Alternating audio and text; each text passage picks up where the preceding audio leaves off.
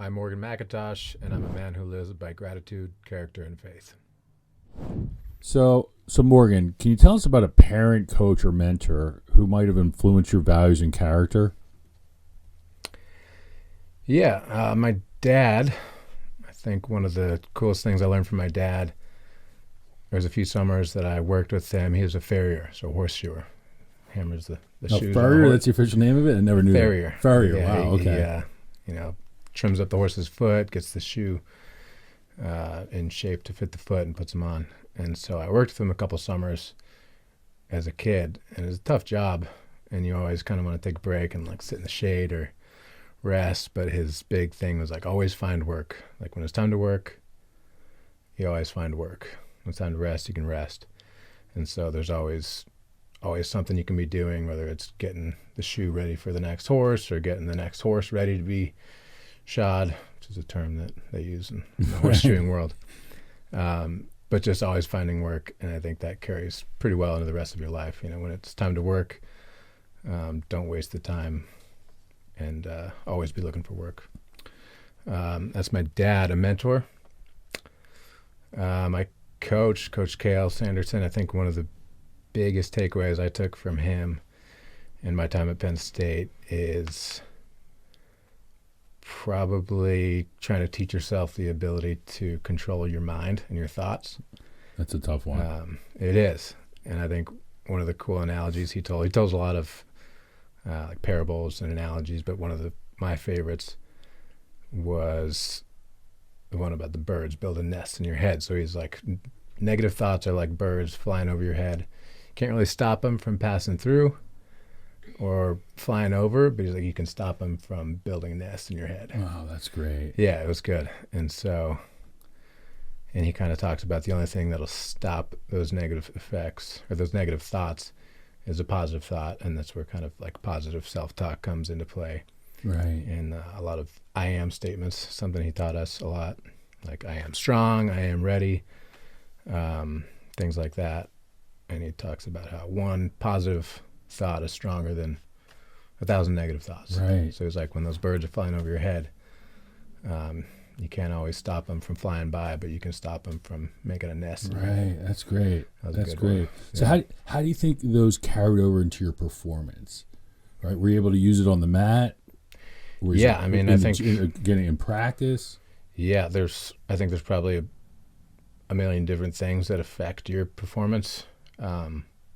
Whether it's wrestling or school or anything else in life, probably one of the biggest things that affects those is those negative thoughts like we're talking about, right? So, when it comes down to a match or getting ready for a match, and that can be translated to, your job, a meeting, whatever it is, you're always going to have these negative thoughts that are coming into your head telling you you're not ready, you're not, worthy, you're not prepared.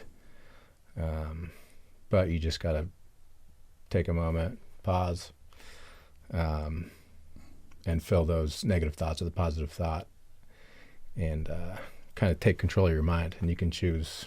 That was another thing that Coach Cale taught was like, you can choose the way you want to feel or the feelings you have, which is hard for a lot of people to understand. Is that you get to choose, the way you feel, everything you think, everything you say, and everything you do. It's like you're responsible for it and you can control it. And that was one of the biggest takeaways that I've took from Penn State, is realizing that like, I don't have to feel nervous. I don't have to feel scared. I don't have to feel it because I can decide and kind of force, those thoughts on myself, the positive ones. Right. Wow, man. That's a huge way to influence performance. Yeah. Right? Controlling those thoughts in your head. Right. So, it sounds like Coach Cale is someone you admire. Can you tell us about a coach or teammate on your team whose character you admire? Is there someone on the team whose character you admire? I mean, while we're talking about the coaches, all the coaches that I had at Penn State, are men of great character. And I think one of the coolest things about them is their humility, probably. That's something that, is pretty unique for someone in their position. Right. You know, the best program in the country. They're running this dynasty. And they are always constantly just like throwing the credit to someone else, Right. never on themselves.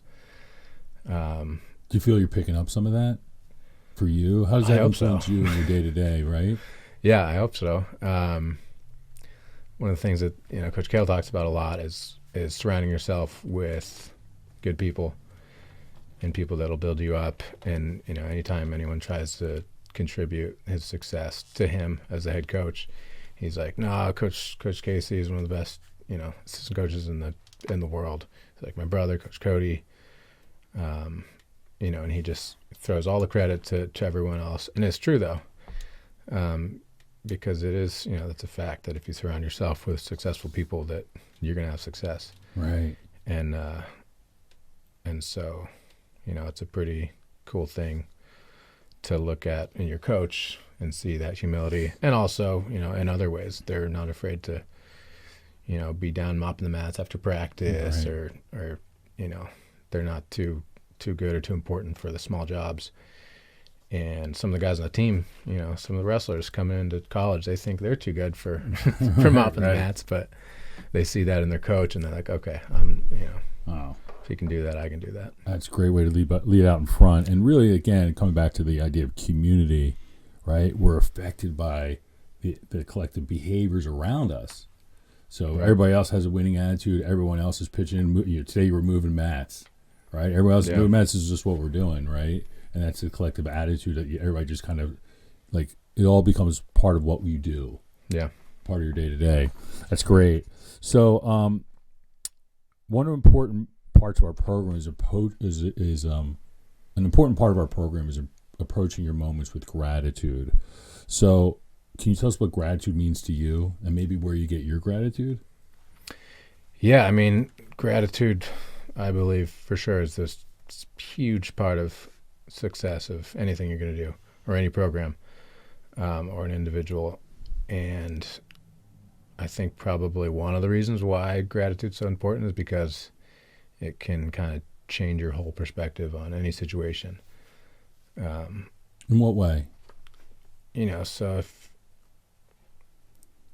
you think that something's maybe not going your way, or you encounter something that's difficult, or you have to deal with a difficult person, whatever it is, something that's hard. You take a moment, you pause, you try to consider gratitude, and you think about, all the different things that you have in your life. If you think that you deserve things, you're wrong.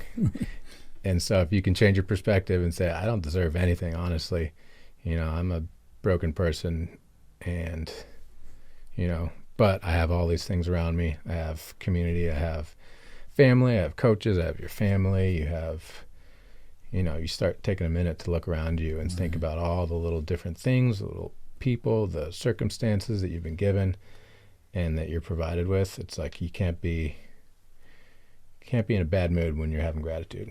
No. That rhymed. The double bonus. Yeah. Well, that's awesome. I know Coach Cale pushes that a lot. I've heard a lot of other wrestlers talk about gratitude. I know that's really important in Penn State wrestling. Yeah, you'll hear him say it. If you're ever come in a wrestling room and sit down before practice, usually one of the coaches will give, a little 5-minute spiel, tell a parable, tell a story. And I'll, vast majority of the times, gratitude's thrown in there. That's one of the things Coach Cale says. It's like, you can't be in a bad place if you're thinking about things to be grateful for. Right. So what have you learned here at Penn State that you might not have learned somewhere else? I think one thing you might not see at other programs or other schools or anywhere is your coach or your leader, your boss, whoever it is, encouraging you to make mistakes, probably, is a big one. I remember we had a big dual meet against Iowa. We were at Iowa in Carver Hawkeye, and we were back in the locker rooms, and, it's usually pretty lighthearted. Coach Cale and company tries to keep the environment pretty fun, wants us to enjoy the competition and have fun while we're doing it. But he was like, all right, guys, really all I want you to do today is just go out there and make a mistake. We're like, what are you talking about? And it's good though, because if you think about it, if you're not making mistakes, maybe you're perfect, but maybe you're just not putting your whole self out there. Right. And like in wrestling, at least, you're not putting yourself out there. You're not getting into positions that you can win sometimes if you're not making a mistake. And it just gives you confidence. If you make a mistake, and you can make up for it with hustle or whatever it is. So not being afraid to make mistakes. And I think that's not just as the athlete or the, whoever it is, but as a leader or as a coach or as a boss, encouraging your people to make mistakes, or at least not to be afraid of making mistakes. It kind of frees you up to give everything you got and not worry about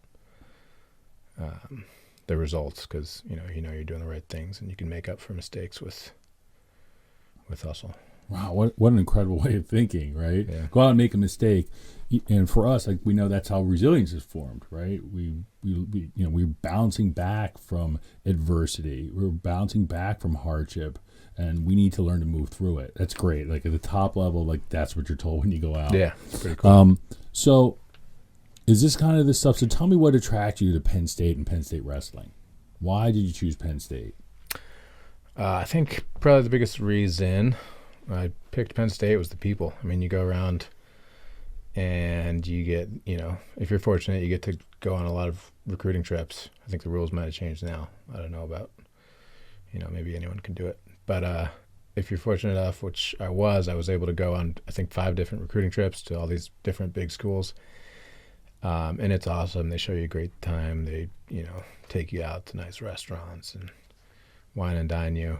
And they're all nice. They take you to big football games.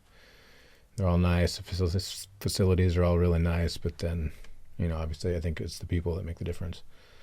So getting to know Coach Kale and Coach Casey, Coach Cody, and his staff, and then the people. Jake Varner was, somebody I liked to watch wrestle when I was a kid. Right. And if California guy like me, and he wrestled for Coach Kale at Iowa State, and then he, ended up making the move with him when he came to Penn State. So I think the people, and then, once I got to know the people more closely after I got here, it just made me that much more confident in my decision. Seeing we're talking about the humility and the gratitude and the whole attitude that the coaches here preach. So I think the people was the biggest part. So give me a couple words that would describe the identity of the Penn State wrestling team. How would you describe that? How would you describe the identity of the Penn State wrestling team? I could tell you how you identify a Penn State wrestler, maybe. Yeah. Be someone who competes one with a lot of joy, I think. You can tell they're having fun. And then they're trying to score points. And they're not afraid to make mistakes. Right? So I think you can kind of tell, if a Penn State wrestler was in a different singlet, you could still tell. Like, that guy is wrestling hard, wrestling with a lot of joy, and he's trying to score points and make the match exciting. And then off the mat, you hear the Penn State athletes in interviews and in the media, and they're all saying the same thing. Like, we just love to compete. We love to be here. We're grateful for our opportunity. We're grateful for everything we've been given. So it's pretty easy to spot one. That's great. Yeah. That's great. Really curious. So I think that's something that's super unique about you is you're part of the Kickapoo Nation. Right. So how is that influencing that Native American ideology? How has that influenced, or has it influenced your ideas around community or connection? I guess as far as connection goes, it was pretty cool. I was actually back in Oklahoma a few weeks ago. Unfortunately, my grandmother had passed, and we were there to bury her. But it was, it was amazing. My whole family came together to get it done. And as we were out in the Blackjack Forest, which is the land that my grandma owns and where she wanted to be buried, one of the tribal elders kind of was talking to our family, and he was like describing the cycle of life, I guess, and how when people die, they go into the ground, or whether it's, they're being buried or turned into ashes or something. They're going into the ground or the water, or the ocean, and eventually, gets drained into the ocean. The water moves, earth moves, gets picked up, evaporated, comes back down in rain. So he was like, you can always look around in nature and see, at least know that a part of, your loved ones that have passed are all around you. Wow. And so you can kind of take comfort and look and, see creation and kind of know that you still have that connection, at least to people you've lost. So I think that's a pretty cool aspect of Native American heritage that I have. That's incredible. I love that idea of them, the loved ones always being around you. Yeah. So switching gears, so the Green Berets, what made you want to join the Green Berets? Oh, the Green Berets was, it's probably the most fun I've ever had doing a job and getting paid for. I could give you a million different reasons for why I wanted to do it. Any type of adventurous kid, it's like the dream job. You get to go learn how to live in the woods. You get to go learn how to shoot a lot of guns. You get to go jump out of airplanes, play in the water. I got to handle very expensive equipment, and just given a lot of responsibility as far as that goes. And yeah, it's just, there's so many things that I got to do that if I wasn't in the military, it's like I would probably pay to go have the opportunity to do that. So just so much fun. And then it's one of the most, elite fighting forces in the world. And growing up as a kid, I looked at those different special operations units and I was like, I think I could do that probably.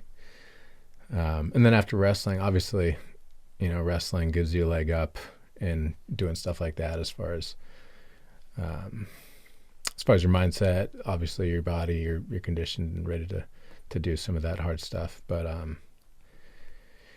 yeah, it was a fun job. Probably another reason why I joined, one of the number one reasons, and it might not sound that good, but I know that there's evil, sick people, and there's, the darkest parts of human nature are out there, and there's people that want nothing more than to kill Americans and destroy America. Right. And I thought that, I absolutely was thrilled at the idea of getting the opportunity to work on a team that might have the opportunity to go put those guys away.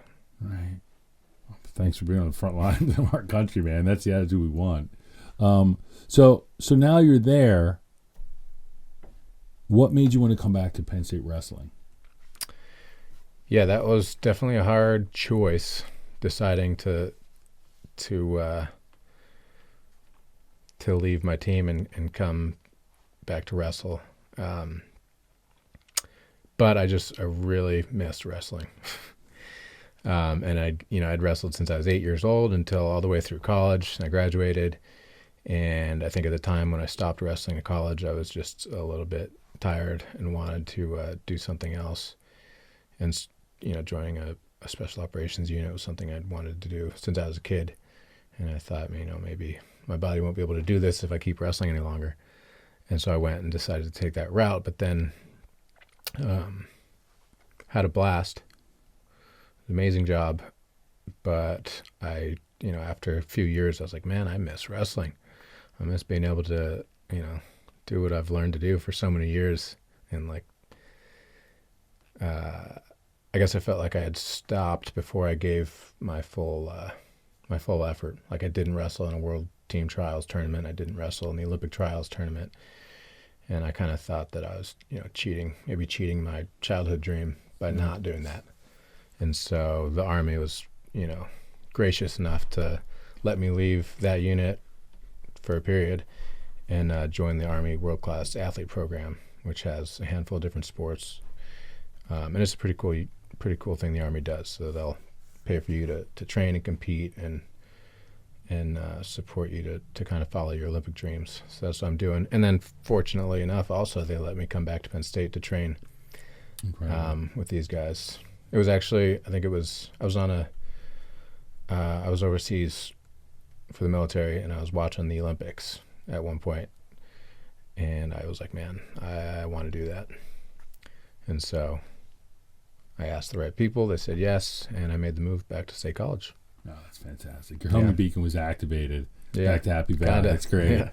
So last couple questions. So as we move through all this, and we talked about the program and the ideas around gratitude, compassion, or gratitude, character, and faith. Why do you think it's important that children get this program?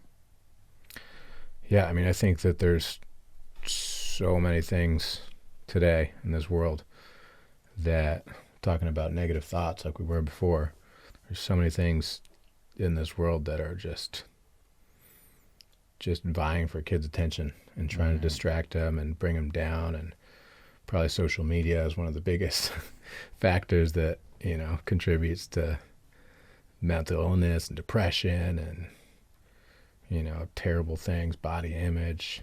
And so I think the more that kids can learn who they are, decide who they want to be, and decide kind of what their values are and how they want to live their life and like what kind of person they want to be, I think the better they're going to be, because there's a million things that are trying to draw them down paths that aren't going to be beneficial for them. And so I think that kids probably don't think about that a lot of the times. So and so you think this program can help them do that?